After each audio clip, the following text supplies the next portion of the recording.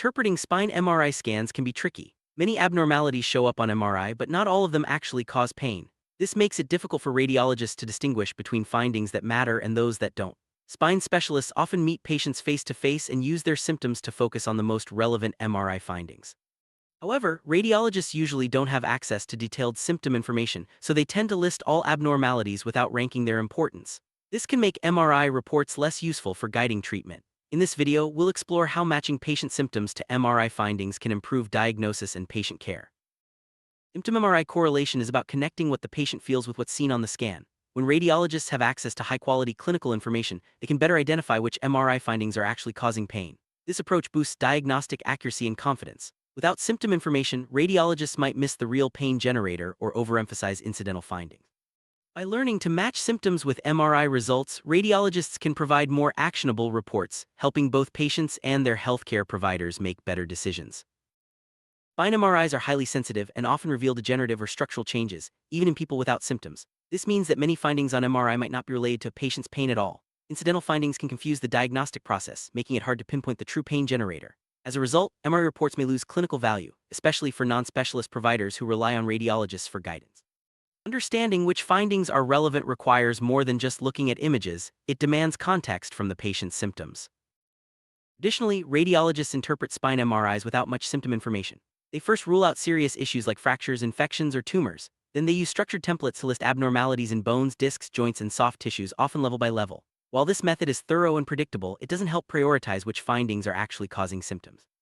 For example, in degenerative spondylolisthesis, several related abnormalities might be listed separately, missing the bigger picture of how they connect to the patient's pain.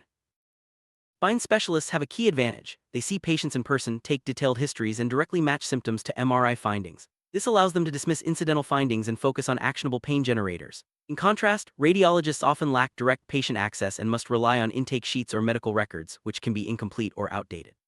This gap makes it harder for radiologists to provide the same level of diagnostic precision as spine specialists.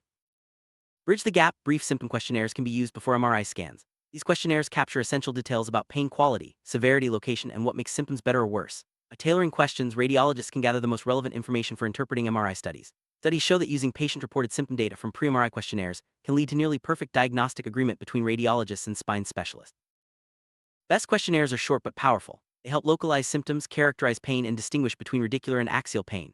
For example, if a patient reports radiating leg pain, follow-up questions can pinpoint whether the pain is in the thigh, lower leg, or foot, and exactly where in those areas. This helps identify which nerve root might be involved. The goal is to ask the fewest questions necessary to get the most useful information for MRI interpretation.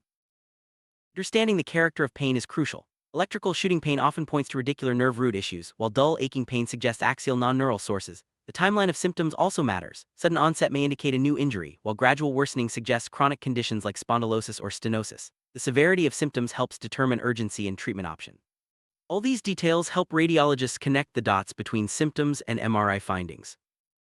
Maximum benefit. Symptom questionnaires should be easy for patients to complete and for radiologists to access. At some hospitals, patients receive the questionnaire through the electronic health record (EHR) portal before their MRI. Results are then linked to the MRI study and displayed for the radiologist at the time of interpretation. This streamlined process ensures that the most up-to-date and relevant symptom information is available when it matters most. Stepwise approach helps radiologists match symptoms with MRI findings. First, they quickly skim the MR images to identify likely pain generators. Next, they review the patient's symptoms, ideally from a high-quality questionnaire. Then they analyze how well the symptoms and MRI findings match, focusing on the side level and type of pain generator. This process increases diagnostic confidence and helps ensure that the most relevant findings are highlighted in the report. One key goal is to distinguish radiculopathy, nerve root pain, from nociceptive axial pain. Radiculopathy usually causes sharp, burning, or shooting pain that radiates along a nerve root's dermatome, often with numbness or weakness. Axial pain is more likely to be dull and aching, localized to the back or buttocks. Understanding these differences helps radiologists focus on the right MRI findings and avoid misattributing symptoms.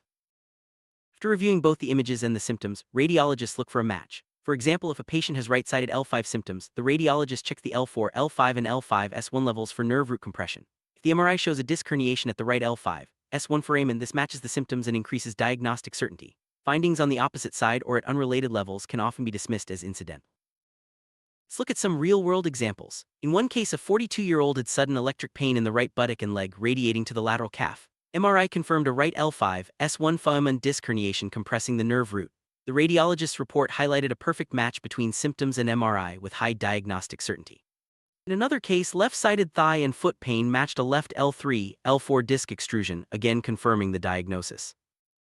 Other cases involve buttock-dominant pain. For example, a 70-year-old with bilateral buttock pain that worsened with walking had severe canal stenosis at L3, L4 on MRI. The radiologist concluded that the stenosis likely explained the symptoms, though with moderate certainty due to multiple possible pain generators. These examples show how symptom MRI correlation can clarify complex cases.